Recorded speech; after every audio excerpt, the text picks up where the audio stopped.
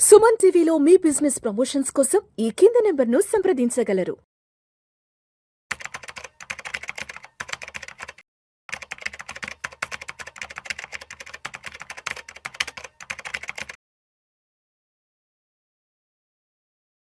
చక్రధర్ గారు నమస్తే సార్. నమస్తే అండి. చక్రధర్ గారు నిన్న మీరు ఒక ఆర్టికల్ ఏదో పంపించారు నాకు, ఏదో గోల్డ్ మానిటైజేషన్ స్కీమ్ అంట. అంటే ఇంట్లో ఖాళీగా ఉండే బంగారం పైన ఆదాయాన్ని వెతుక్కోవడం, ఆదాయాన్ని ఆర్జించడం అంటూ కూడా ఏదో ఒక ఆర్టికల్ పంపించారు. ఏంటి అసలు ఈ గోల్డ్ మానిటైజేషన్ స్కీమ్ అంటే ఏంటి? ఇంట్లో ఖాళీగా పడి ఉన్న బంగారం మీద ఏదైనా ఒక ప్యాసివ్ ఇన్కమ్ లాగా సంపాదించడం ఏంటి అసలు? నాకు అర్థం కాలే ఈ స్కీము.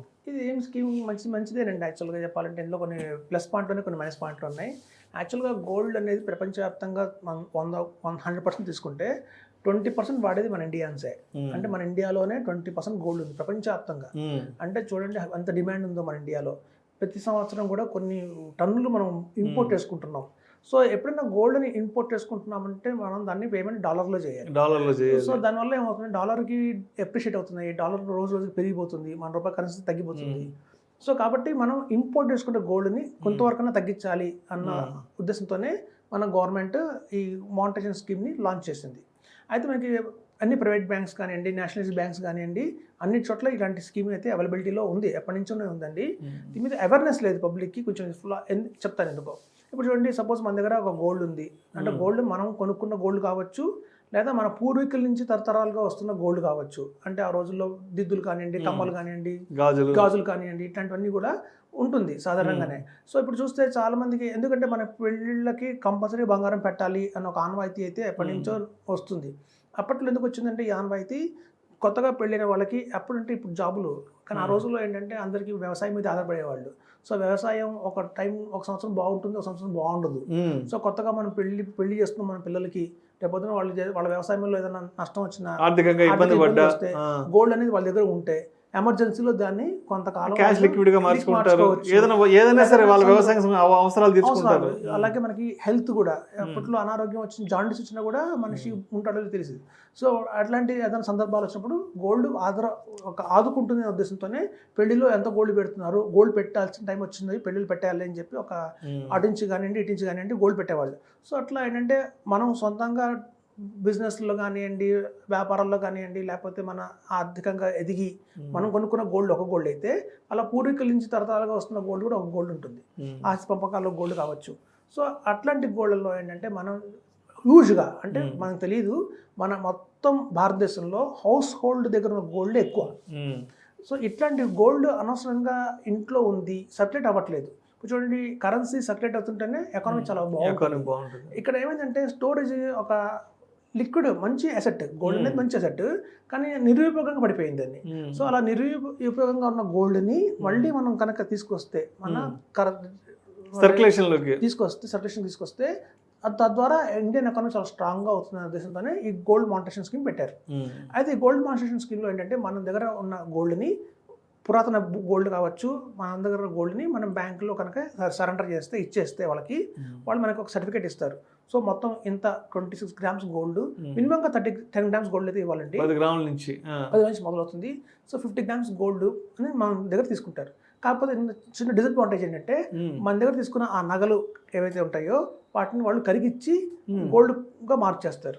అప్పుడు మన ఇష్టంగా చేయించుకున్న నగ ఏదైతే ఉంటుందో, బ్యాంగిల్స్ కానివ్వండి, నెక్లెస్ కానివ్వండి, అది ఉండదు, అది మారిపోతుంది. వాళ్ళు కరిగి ముద్ద చేసేస్తారు. ఆ ముద్దని వాళ్ళు మళ్ళీ ఇంపోర్ట్స్ చేయకుండా ఆ ప్లేస్లో దీన్ని వాడతారు.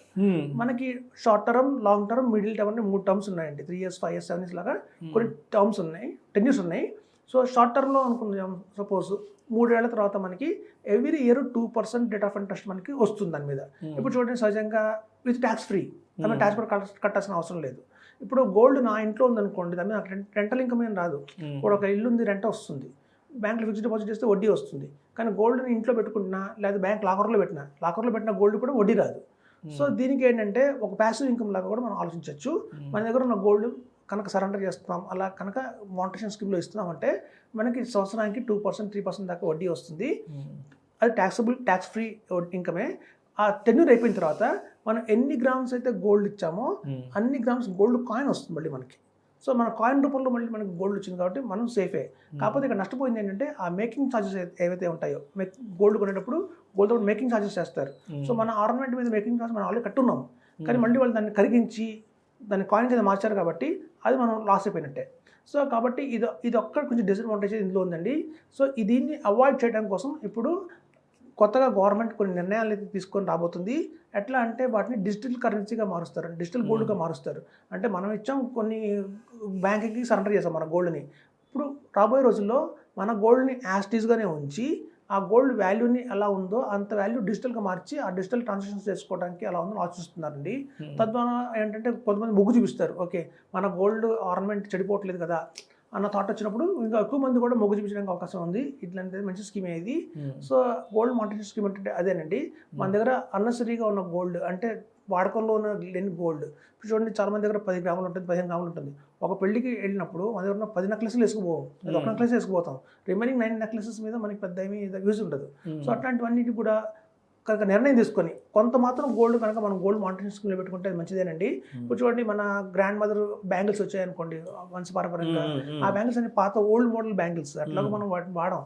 అట్లాగా మనం చూడండి మన బయట మార్కెట్లో గోల్డ్ షాప్కి వెళ్తే కనుక ఈ ఎక్స్చేంజ్లో గోల్డ్ ఎక్కువ ఇస్తారు. ఎక్కువ సహా మంది కొత్త కొనుక్కునే వాళ్ళు ఉంటే సహాన్ కంటే ఎక్కువ మంది పాత బంగారాన్ని మార్చి కొత్త బంగారం తీసుకునే వాళ్ళే ఉంటారు. అంటే అర్థం ఏంటంటే ఈ ఆ పాత బంగారం వాళ్ళకి ఇష్టం లేదనే కదా అర్థం. సో అట్లాంటి ఇష్టం లేని గోల్డ్ డిజైన్స్ కావచ్చు అన్నీ కూడా మానిటరీ స్కీమ్లో కనుక పెట్టుకుంటే మనకి ఇన్కమ్ కూడా వస్తుంది, తద్వారా ప్యాసివ్ ఇన్కమ్ వస్తుంది. సో మనకి 2%, 3% అనేది మంచి ఇన్కమే, ట్యాక్స్ ఫ్రీ ఇన్కమ్.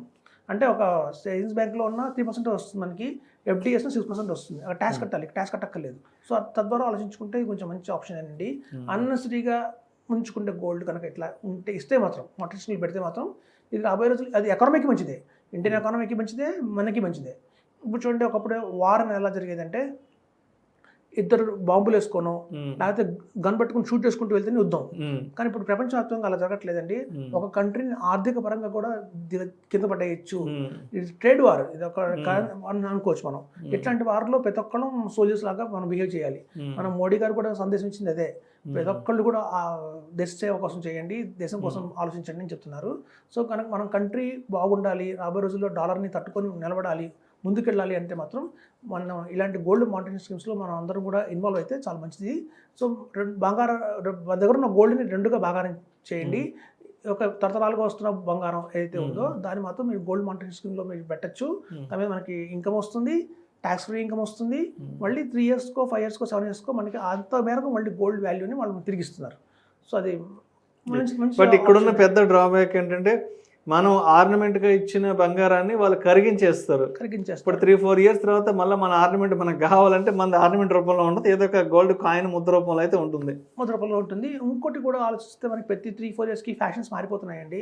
ఇవాళ మనం అనుకుంటున్న మంచి డిజైన్ ఇష్టపడి చేయించుకునే డిజైనే, కానీ 3 ఏళ్ళ తర్వాత చెప్పలేము, ఇది మన ఓల్డ్ అయిపోవచ్చు, ఇంకో మంచి డిజైన్ రావచ్చు. సో కాబట్టి మనం ఆ డిజైన్స్ మీద మనం మొగ్గు పెట్టుకోకుండా మార్చుకుంటుంటే మాత్రం అది మంచిదేనండి, మంచి ఆప్షన్ అది. Thank you sir, thank you so much Chakradhar గారు.